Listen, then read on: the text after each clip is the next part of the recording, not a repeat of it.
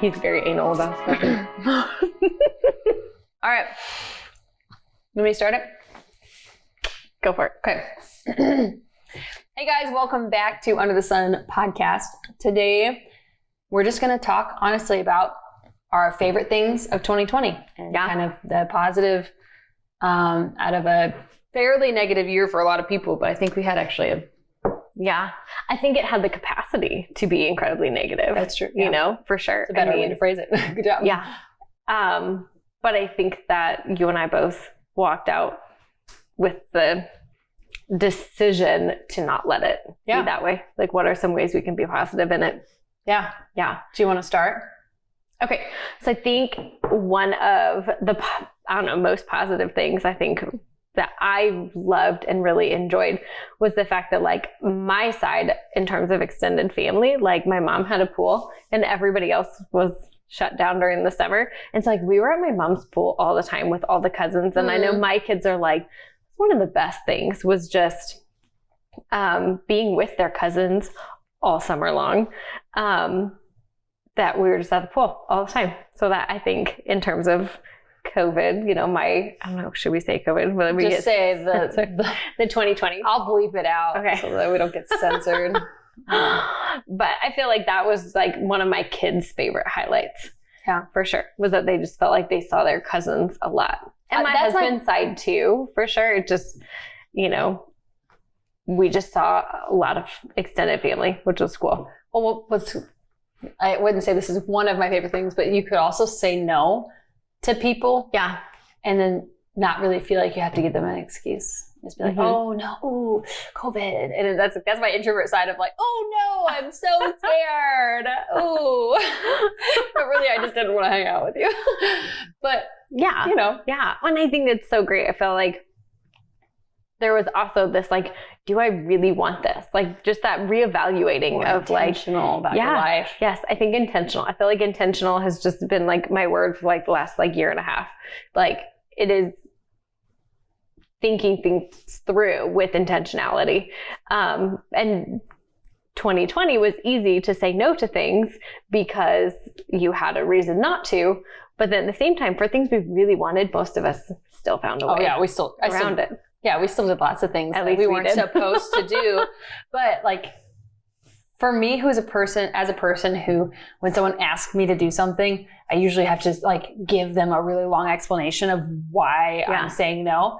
Mm-hmm. Instead, I just learned through 2020 to be like, I'll pass. Thank you so much for the thought, like for thinking of me, period. Like, end. Yes. Like, no explanation at all. Yeah. I'd have to say that, like, one of my number one things that came out of 2020 was working with you, because I don't know how much you've talked about it, but it all kind of blurs together of like, what did we talk about in real life and what did we talk about? It's a creepy me out. It's okay, it's Dad. We interrupt this. I thought you were looking at the dog. We interrupt this time for my husband creeping around the window. I just see a face in the window, like, okay, cool. Yeah, I was just staring. Yeah, it's like a fear of mine that like someone's gonna be walk kinda around scared like me a little bit. Yeah. Oh, not in a bad way, but I guess. Oh wow, that's awesome. Hi. You scared our friends. I forgot that you guys. Can you cut that? I can see the red light. Thanks, babe. Okay, bye. Bye. We should have our red lights during the podcast. Do you want it?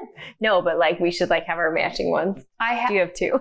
No, I have one, but I had it on today because like I feel like when I not only gut stuff, but when I'm about to pass Parasite, my jaw hurts really bad on both, mostly this side, but I'm guessing that's what it is. Like I'm clenching. guessing. Yeah, and I wake up and it's there because I'm guessing it's happening overnight. I don't know. Yeah. That's my only assumption, and usually I pass Parasite within a couple of days. Yeah, I mean they're more active at night, so that would make sense. But it would be worse at night. Anyways, parasites. It always comes back to parasites. People will be like, I'm so sorry. I have this really personal thing to tell you. And I'm like, I get pictures of Parasite. I mean, how much more like private can we be? Yeah. Like it's just share it all. So Becca and Taylor, well, Becca, we went to church after we went to oh my gosh. So Becca, after church, we went to Jason's Deli and in line, and she was like, oh, I had my first parasite come out. You want to see a picture? And I was like, yeah. And Phil was like, oh, what's happening? No. And I was like, it is okay. I was like, there's a liver fluke. That's what Emily told me it is. It's right there. Do you see that one? Yeah.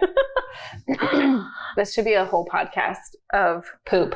No, yeah. Yes. It can be poop. And I want a poop emoji pillow. Yeah. Oh. So that would be a good one. What does that actually look like? What should it look like? But just this idea of like what really holds people back from healing. And I think a huge part of that is not really understanding their body and that perception. Like they don't actually recognize when things are off. And that means they also can't recognize when things are on. Yeah. Like they can't recognize a good feeling from a bad. Like it's just, and the trauma book talks so much about trauma and how like certain traumas, there's actually like they get disassociated from parts of their body. That like they can't actually feel you touch their feet because they just can't beat their feet anymore. Even though they don't realize it. But it just got me thinking, I was like, it's probably why some people so struggle to heal and why some practitioners are so phenomenal at helping people heal, because I think they really tap into that emotional piece. Mind, body, soul. Mm-hmm. Okay, where were we? So healing, working. Yeah. Parasites.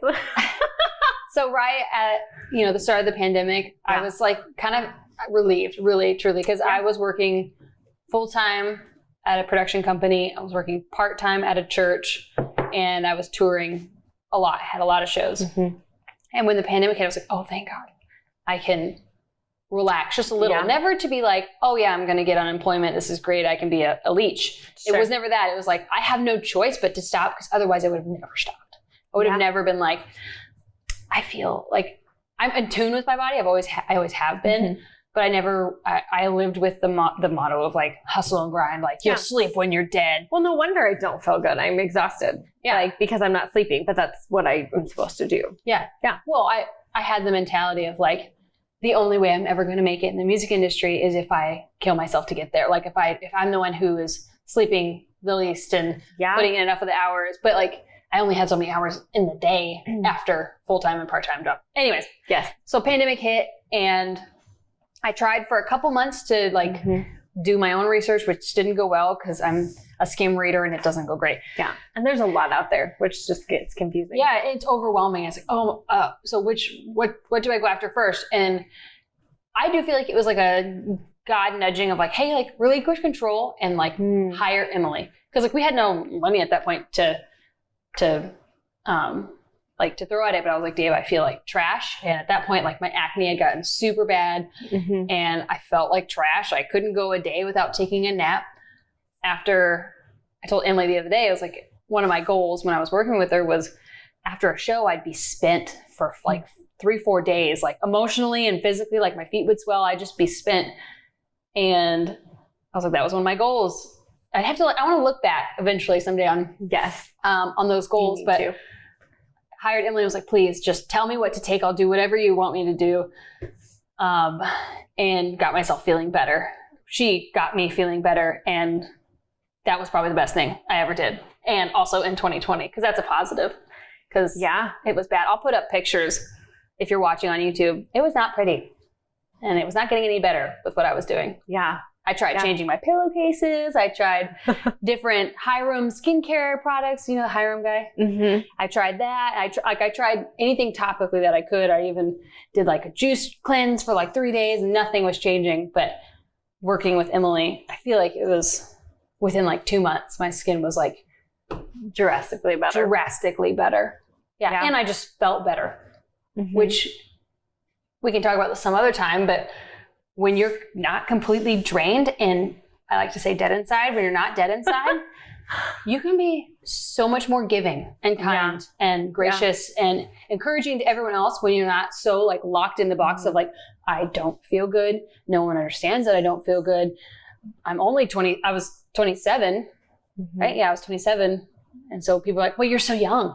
It's like, no, I can't like look at you straight because I'm so exhausted. So that was one of my highs. Yeah. So no, I love that. Cause again, I think that you built context around the fact that like you wanted something different. Yeah. You know? And I think one of the biggest challenges in life is knowing what we want and learning how to ask for it. Like if you hadn't written down those goals, you would have never had that to come back and look back and be like, oh, you know, this was one of the goals. And I want to sleep through the night and not wake up at 3 o'clock every morning, every night in a panic sweat, which I didn't, things happen so gradually that you don't, I mean, for some people, for me, like it's just a slow nail in the coffin of like not feeling good that like disrupts your whole life. And then before you know it, you feel dead inside. So please work with a naturopath. Goodness, you won't regret it. But yeah.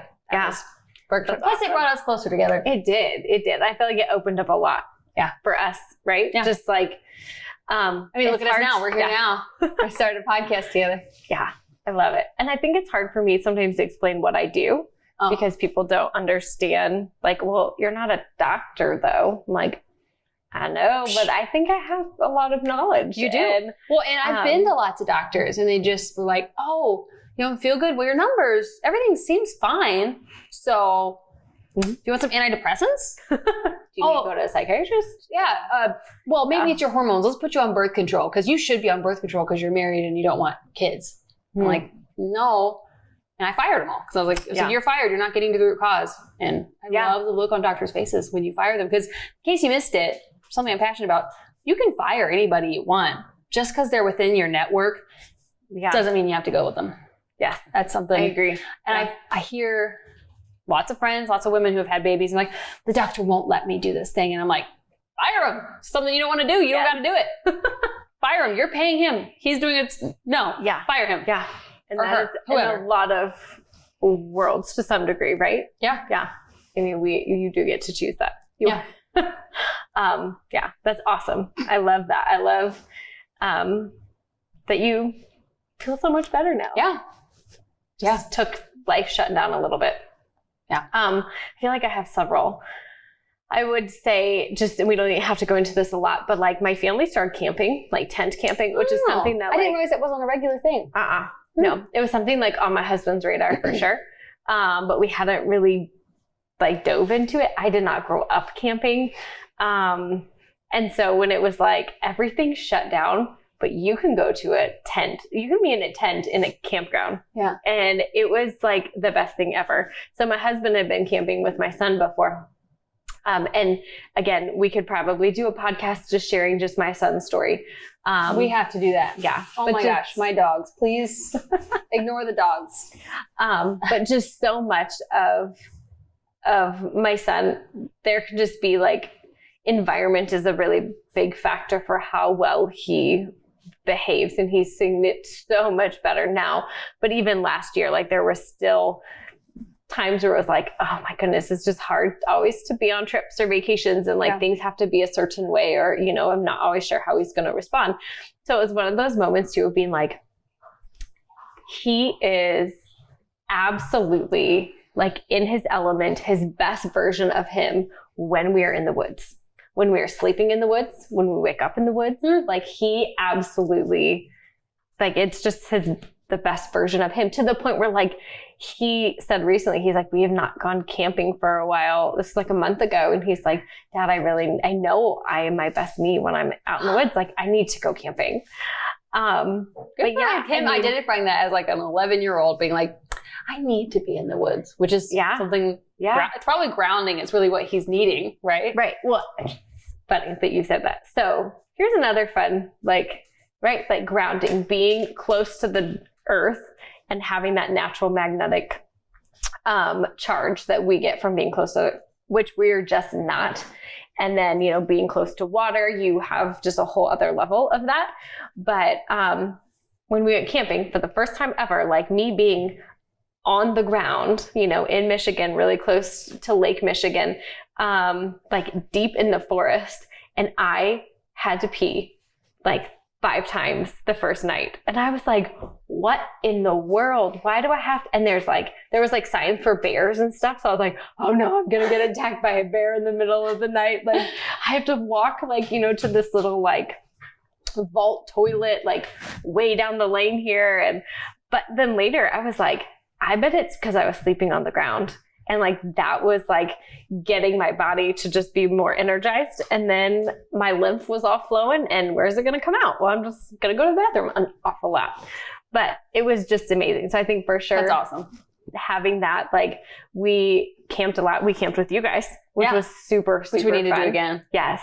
Yeah. And like my kids. We should vlog it and then do we should do a podcast from the woods and be like, can we do that? Yeah, we can do whatever we want. We have to like probably keep it short because it would be battery life. But yes. My dogs are being pains. We'll just bring lots of batteries. Yeah, lots of batteries. Yeah. But that sounds fun. Ooh, it's a tax write-off because it's a business. There you go. Here we go, everybody. Did I tell you about that? Yes. Okay. I was like, how did you, like, you're told and everything. Yes. Whenever Dave and I go on trips and it's like a LLC trip, we'll like want to go to PF Chang's and we're like, business expense because it's a tax write-off. Anyway. Yes, we need to do that and then have interview. We could have interview with our family and we should have campfire, like campfire combos or something let's do a series on that. It's good. It needs to happen. Right. So for sure, I think camping was huge, like coming out of that, like forever. I feel like it has just kind of changed a lot of, I don't know. It's just, there was so much benefit to camping. And I knew that I just wasn't ready to take the plunge of like being in a tent for 5 days without a bathroom or a shower. But it was amazing. Like, that's awesome. See, now I want to go camping now. Sorry. Aww. It is so good. It is good. That's awesome. Yeah. I'd probably say, camping was a lot of fun. We didn't do many vacations or anything, but I think, so pre-pandemic, again, Dave and I are both super exhausted, and I finally convinced my husband to work with Emily, so life is going well, so he'll start feeling better soon. But I was just so exhausted, and I was paid to go to church, and it wasn't a church that I necessarily connected with. And so, because you were a worship leader. I was a worship leader, and it wasn't a church that I really liked. It just makes it sound like you were somebody paid me to go. Oh, no. Sorry, I thought I said earlier. I was a worship leader. You did, and I missed it, but yes. I was a worship leader, and so I was paid to go to 2 services every single week. And out of 3 years, I only had 3 Sundays off, 1 Sunday a year off. And it wasn't a church. It was a great church, but it wasn't for me. Mm-hmm. And I was just drained. It was a job, and it was, and you had no other options at that point. Nobody was having evening services. Mm-hmm. And by the time, anyways, just drained and like kind of bitter towards, I think there was like childhood trauma. Sure. I was raised within the church. My dad was a pastor. There's lots of pastors don't get, there's just lots of stuff. I was raised at Southern Baptist. So it was a very strict church. So there was just like emotional trauma that I just didn't like about the church. I was actually telling a friend that like, before I used to like resent the name, not resent, but like it used to make me like cringe when people would say the name Jesus, because it didn't mean Jesus to me. It meant somebody like slapping me with a stick. Yes. It was like discipline. It was discipline. It wasn't like the gracious, loving, healing friend Jesus. It was like, you're doing something wrong. Jesus will be disappointed in you. It was like, so yeah. But that being said, the definition of Jesus and community and church shifted during 2020 because we were locked in our house, and I was like, great, I don't have to see anybody. I can be my introverted self. It'd be awesome. But then, like, I feel like God started changing and stirring of like, hey, like, you need community. Yeah. You need like-minded people. And long story short, ended up finding a church that we really, really like and we really connect with. And which then turned into friends. And they weren't shut down, right? And they weren't shut down, which I love because scamdemic, no way. So, I think that helped. I know I grew closer to God, and I started looking into things myself versus like reliving the information I was provided by like when I was a child. That makes sense. Like diving in myself instead of just regurgitating the information I was given. Yeah. Not that has nothing to do with my parents. It's actually like the grumpy librarian Christians at church that ruined it for me, you know? Yeah. That like made Christianity a rule book.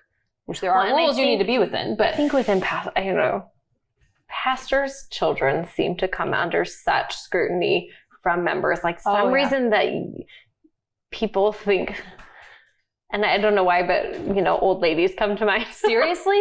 That's who I'm talking about. Like, why do you think, I still remember being, and she wasn't that old, but I remember being at, going into the bathroom with my girlfriend at church one Sunday, and we had changed into it was an event. So we were changing into our play clothes, if you will. Mm-hmm. And I remember this lady being saying to us, she was like, girls, is this what you wore to Sunday school? Is this what you wore to church? Where are your skirts? And that is what comes to mind. But that is even more so, right? Under a pastor's child. Yeah. My parents were gracious and loving, and it didn't run their household like that, but it was mostly just little things like that just offenses build fences, and just build up fences towards the church, which then it isn't accurate. It doesn't represent that. Those experiences didn't represent God at all, because Jesus, even the people who, he treated the tax collector with love and compassion. It's and mercy.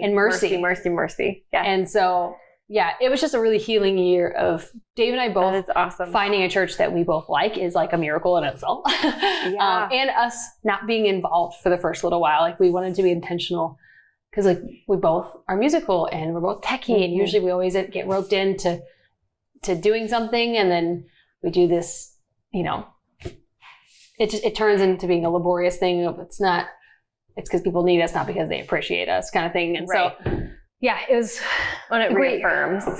Yeah. And so we didn't tell anybody when we started this church that we had any talent at all. We just one couple knew that we'll just sit in the background. Seriously, we did. We wanted, because people then want you to lead worship all the time because you have some. It's sometimes I just need to receive.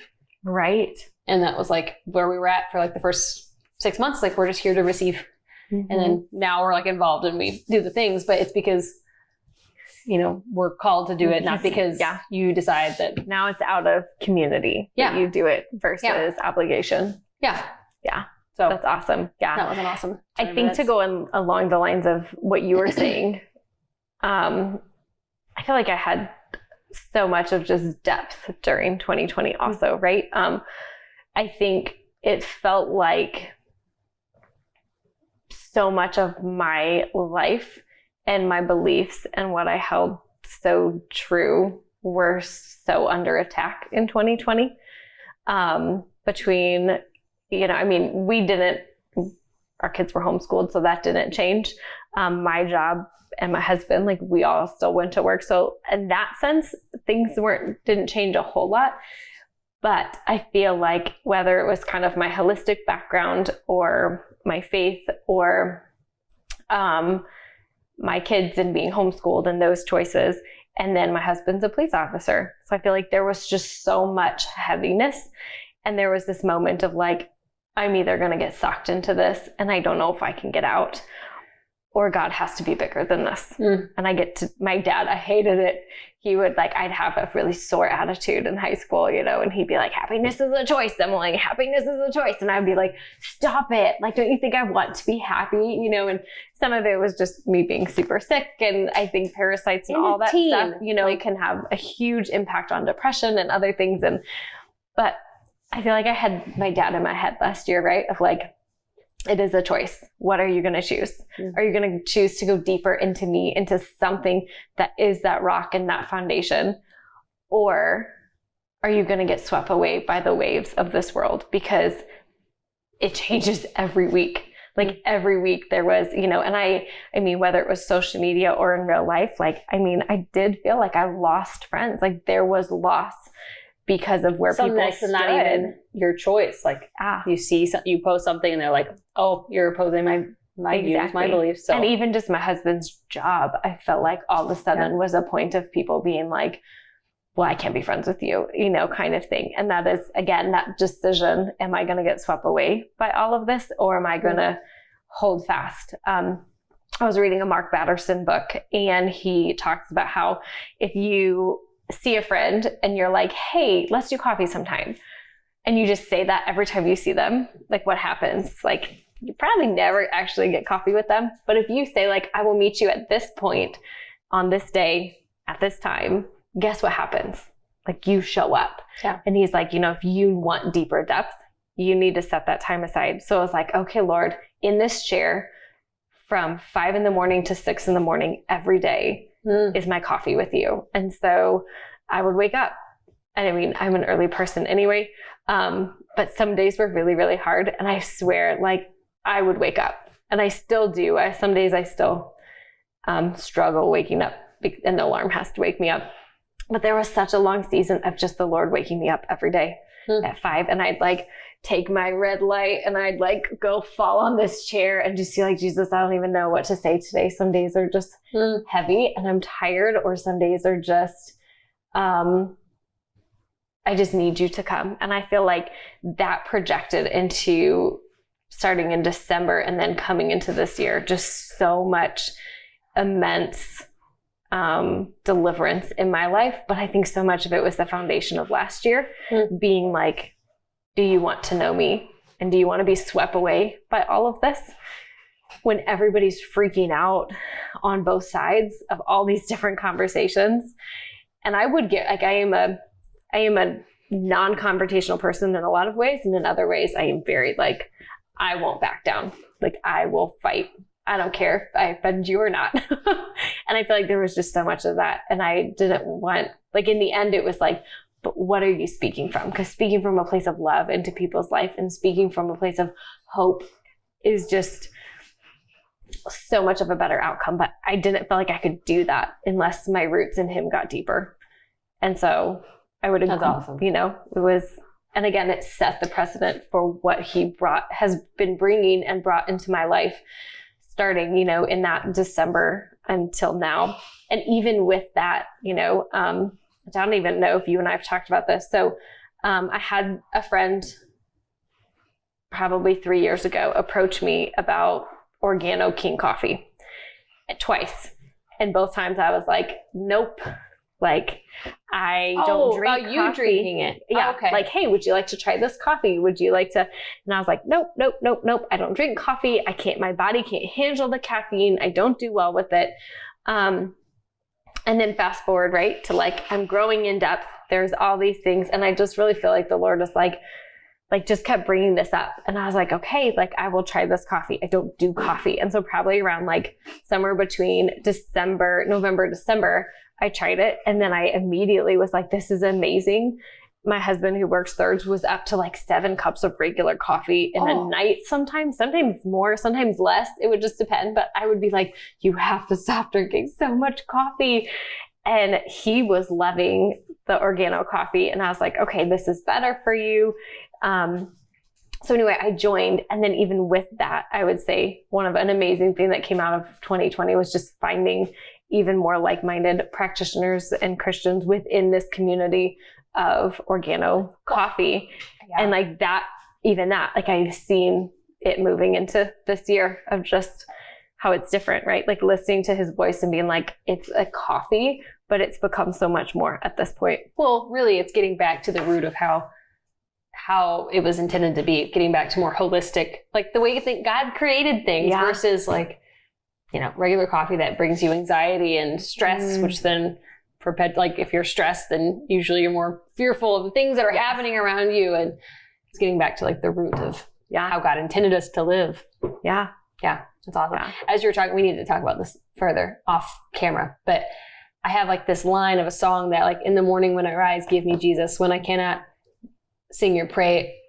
when I cannot lift your praise, help me sing your name, or something like that. And I'm like, well, we should talk about that and sing. We should. But yeah. Okay. Oh, so good. I don't know. Slowly. Things are coming. Wheels are turning, chugging. But it's I love that, right? Like once again, and I feel like I will probably say this over and over again, and people probably get sick of it. At the same time, I feel like you can't stop saying it, where it's like God never wastes anything. Yeah. And he never wastes going deeper with him. And he doesn't waste, putting something on your heart. It seems so insignificant, at times, and whether it's a hair product or a coffee or opening the door to a stranger, going to a new church, like taking a step out of your comfort zone and trying something new. Yeah. Like he doesn't waste opportunities. And well, part of what we were talking about earlier about like hearing, was that in a different podcast? Was that the other one? Hearing God's voice?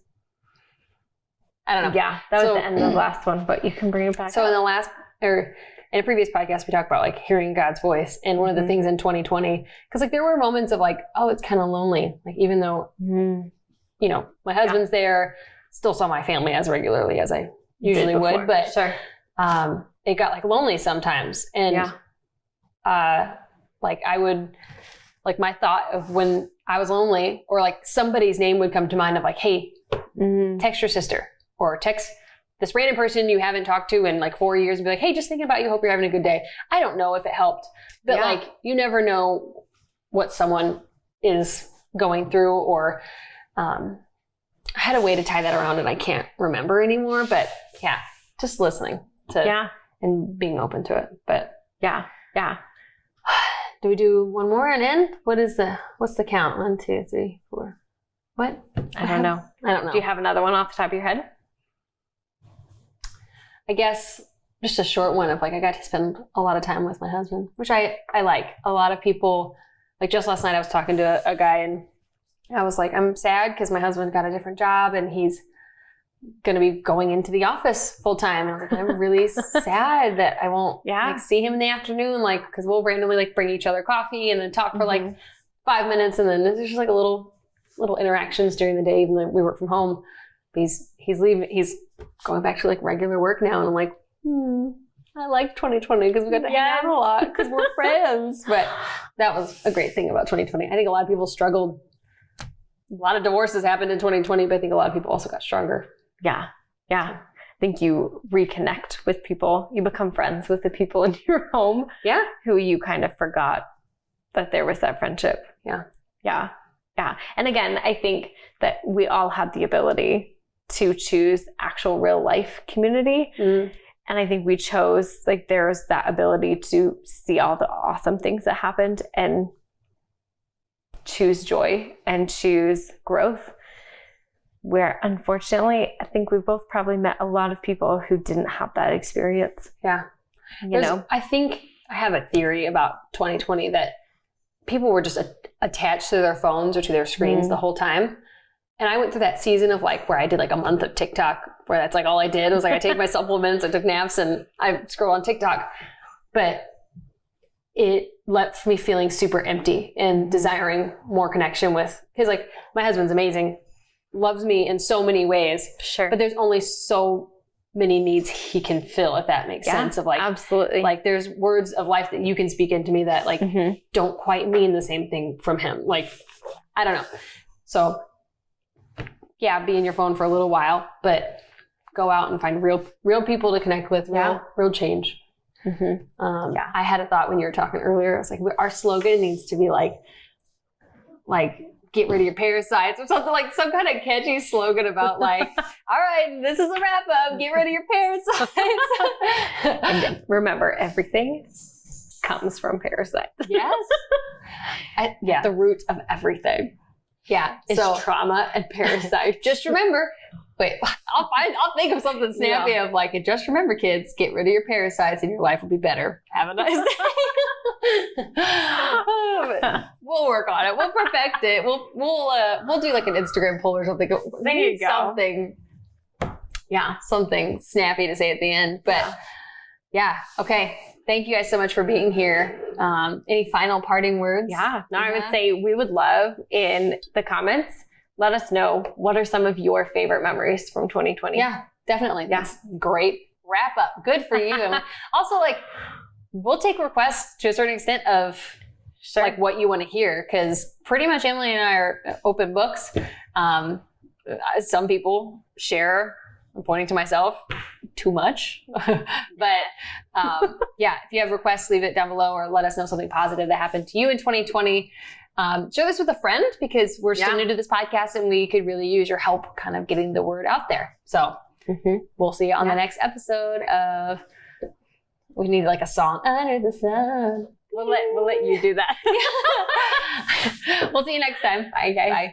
Bye. We do need some kind of like, I'll make it to that little Western song that I like so much. I don't know.